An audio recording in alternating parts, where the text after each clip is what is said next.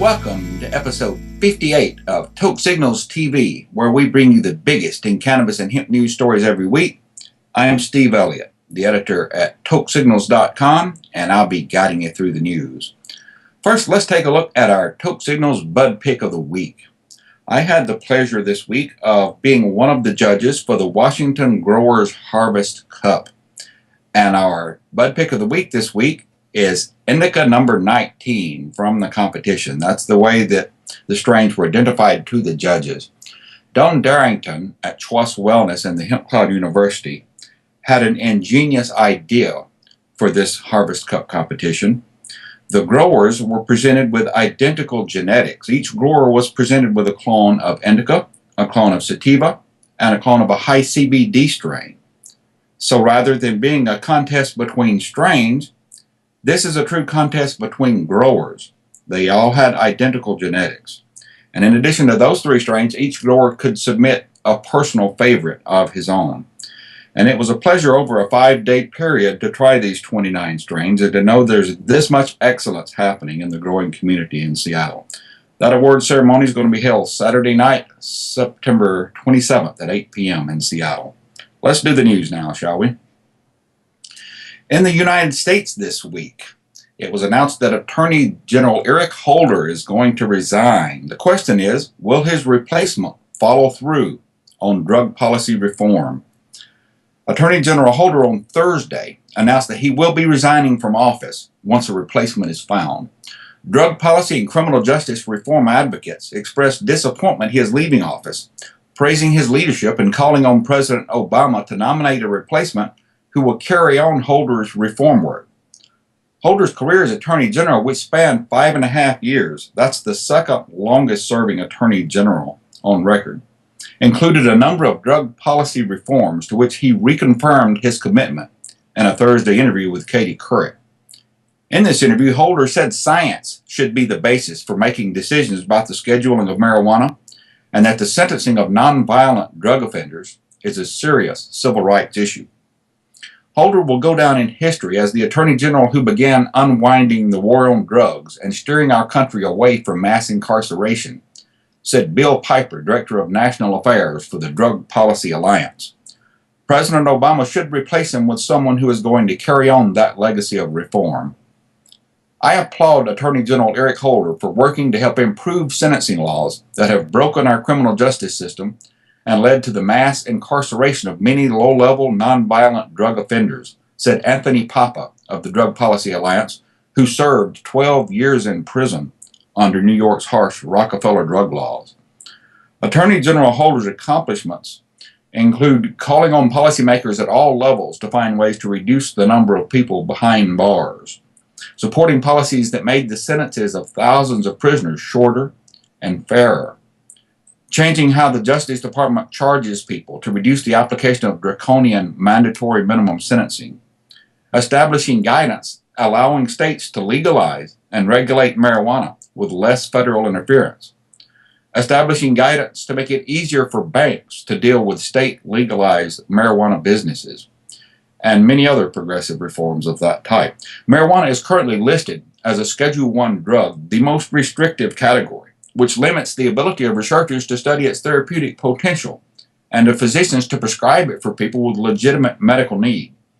Holder also recognized racial disparities in drug sentencing as an obvious civil rights issue, especially when you see that drug usage among African Americans and Hispanics is roughly the same as whites, said Holder, and yet you see Hispanics and African Americans going to jail for far longer and at a much greater rate. It's a civil rights issue. Law Enforcement Against Prohibition, LEAP, an organization of criminal justice professionals dedicated to ending the war on drugs, praised Holder's comments and held out hope that his successor would be even more committed to enacting real change. Late last year, Attorney General Holder offered a forceful critique of U.S. mass incarceration policies at a meeting of the Hemisphere's security ministers in Medellin, Colombia.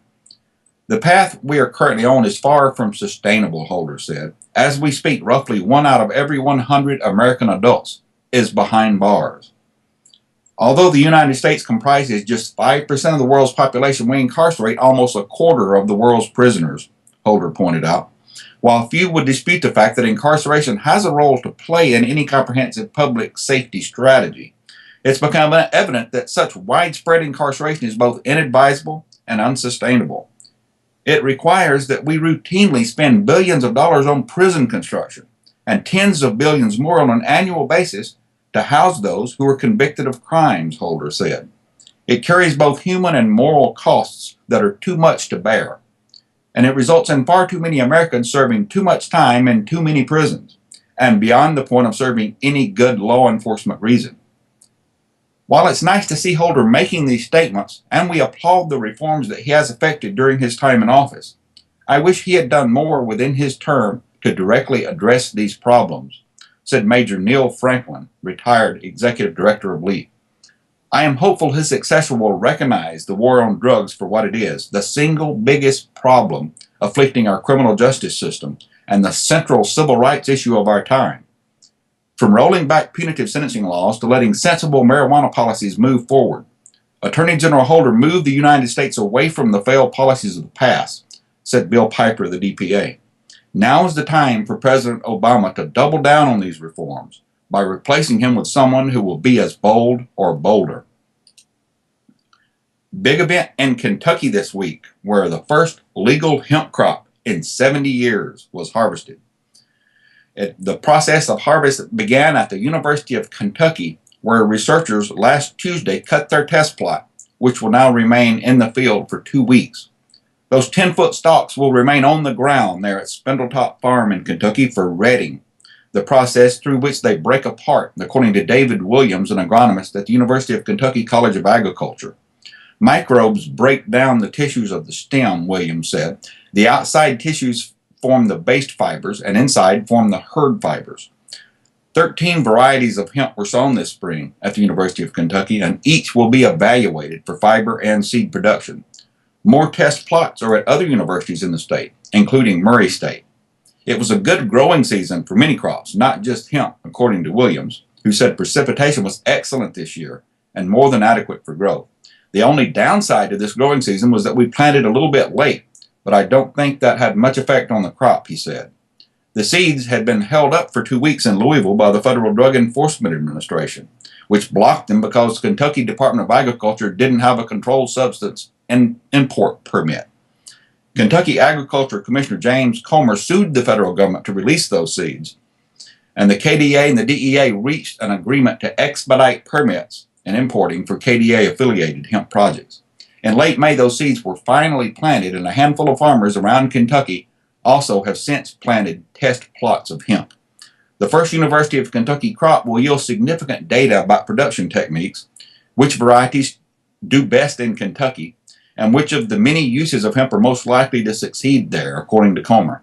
The Kentucky Department of Agriculture hopes to expand the number of hemp farmers next year and is pursuing processors. Kentucky was historically a national leader in hemp production before the crop was outlawed, along with marijuana, because it is a different variety of the same species, Cannabis sativa. Most industrial hemp varieties of cannabis have only negligible amounts of tetrahydrocannabinol, THC, which produces the marijuana high. I was proud to include the measure in the Farm Bill that gave Commissioner Comer the go-ahead to cultivate hemp for pilot programs, while mentioning my long-standing support for Kentucky law enforcement's aggressive efforts at marijuana interdiction, said U.S. Senator Mitch McConnell, Republican from Kentucky, who is running for re-election in November. No surprise. I have heard from many Kentuckians who see this as a first step towards reestablishing the commodity and market for Kentucky, one that may create jobs in the future, Senator McConnell said. In California this week, more big news. The Marijuana Policy Project filed a committee for 2016 legalization initiative. The MPP filed that committee with the California Secretary of State on Wednesday to support a 2016 ballot initiative to regulate marijuana like alcohol in California. According to the Marijuana Policy Project, it will be part of a broad coalition of local activists, community leaders, organizations, and businesses working to pass a measure similar to the one approved by voters in Colorado in 2012. This new committee, the Marijuana Policy Project of California, will immediately begin raising funds to help place the measure on the November 2016 ballot. MPP was the largest financial backer of the Colorado Initiative campaign, Amendment 64. Marijuana prohibition has had an enormously detrimental impact on California communities, according to MPP Executive Director Rob Campia. It's been ineffective, wasteful, and counterproductive. It's time for a more responsible approach, he said. A diverse coalition of activists, organizations, businesses, and community leaders will be joining together in coming months to draft the most effective and viable proposal possible, according to Campia. Public opinion has been evolving nationwide when it comes to marijuana policy, and Californians have always been ahead of the curve. Marijuana is objectively less harmful than alcohol, and that's how it needs to be treated, according to Campia. Regulating and taxing marijuana similarly to alcohol just makes sense. In Israel this week, it was announced that Army reservists there will be allowed to use medical marijuana. Reserve soldiers in Israeli Defense Forces who hold a prescription for medical marijuana will be allowed to continue using cannabis even while they are performing their active reserve duty. It was announced on Monday. This decision affects only a few hundred IDF reserve soldiers, and the Israeli army hasn't published exact guidelines. Left open are questions such as smoking in uniform, in the presence of other soldiers, locations on an army base where it will be permissible to smoke, and whether cannabis use will be allowed during operations. Medical cannabis is given to treat various diseases under the civilian system, an IDF release noted, and the ability of Israeli citizens to undergo reserve duty is based on medical condition, not on cannabis consumption. The Army is currently looking in greater depth at medical marijuana use among soldiers, according to the IDF. The report noted that medicinal cannabis use among non-reserve soldiers, such as regular active duty personnel or careerists, has not been explicitly approved. That too is under consideration, though, according to the IDF. The issue of medical marijuana among Army reservists was first raised during a recent forum discussion on Cannabis, a marijuana-focused Israeli website, prompting a question of the IDF. Israel is considered to have one of the most advanced medical marijuana programs in the world, and much of the major scientific research into cannabis and cannabinoids is carried out by Israeli institutions. A University of Haifa study released results earlier this month indicating that marijuana can help keep post-traumatic stress disorder, PTSD, under control. About 20,000 Israelis now have a medical marijuana prescription. These are usually given only for serious ailments where marijuana has been shown to have a beneficial effect. The popularity of the medicinal cannabis program has skyrocketed in recent years, and the Israeli Health Ministry announced early this year a 2-year study into marijuana's effects and benefits. Around 50 new marijuana prescriptions are written each week in Israel, according to the ministry. In Pennsylvania this week, the state Senate passed a medical marijuana bill. The Pennsylvania Senate on Wednesday approved a bill to legalize the medicinal use of marijuana. That bill now heads to the State House of Representatives. Senate Bill 1182 would allow patients with certain medical conditions to use medical cannabis with a doctor's recommendation. Cancer, epilepsy, post-traumatic stress disorder, amyotrophic lateral sclerosis, ALS, severe fibromyalgia, cachexia, which is wasting syndrome, Parkinson's disease, multiple sclerosis, traumatic brain injury, and post-concussion syndrome are on the list of approved conditions for medical marijuana. Removed from that list, unfortunately, since the bill's inception, despite clear clinical evidence that cannabis helps, were 39 diseases and conditions, including muscular dystrophy, Crohn's disease, glaucoma, HIV, AIDS, rheumatoid arthritis, hydrocephalus, diabetes, and lupus. Prime sponsor Senator Mike Fulmer, a Republican from Lebanon, and co-sponsor Senator Dalen Leach, a Democrat from Montgomery County, made those changes to keep the bill moving despite misgivings from some of their more timid colleagues. The bill passed on Wednesday on an overwhelming 43-7 vote in the Pennsylvania Senate. It's been a long road to this point, and we have a long road ahead of us. But with 85% of Pennsylvanians supporting the use of medical cannabis to treat our most vulnerable, I am optimistic we can get this done, Fulmer said. This would have never happened without the moms, a special group of people who have demonstrated the very best of citizen lobbying. The bill allows medical marijuana growers to supply processors to transform the cannabis plant into oil, tinctures, lotions, ointments, and infused products. Only licensed dispensaries can dispense medical marijuana products to patients, and no smokable marijuana flowers are allowed under the bill, much like New York's medical marijuana law. Patients must have a medical cannabis access card issued by the Pennsylvania Department of Health. The bill now heads to the Pennsylvania House for consideration. Representative Ryan Bizzarro, a Democratic member of the House, said he will vote for the bill, but he expects an uphill battle with conservative Republicans. That bill would still need to be signed by Governor Tom Corbett in order to become law, even if the House approves it. Governor Corbett has in the past been firmly opposed to using the entire cannabis plant medically. In Rhode Island this week, a twist in the gubernatorial campaign there where one of the candidates takes a hit of weed in a campaign ad. Some political candidates seem to be in denial about their marijuana use, but a write-in candidate for governor of Rhode Island wants to make sure voters know she uses cannabis every day for both cooking and medicinal purposes. "Yes, I do smoke cannabis, and yes, I do inhale," said Ann Armstrong in a campaign video posted online this month. "It helps me," she said. "It helps me to focus. It helps to facilitate communication." Armstrong posted on her Facebook page that she wants a state where common sense, compassion, and cooperation can recreate Rhode Island into a place where everyone can live in abundance.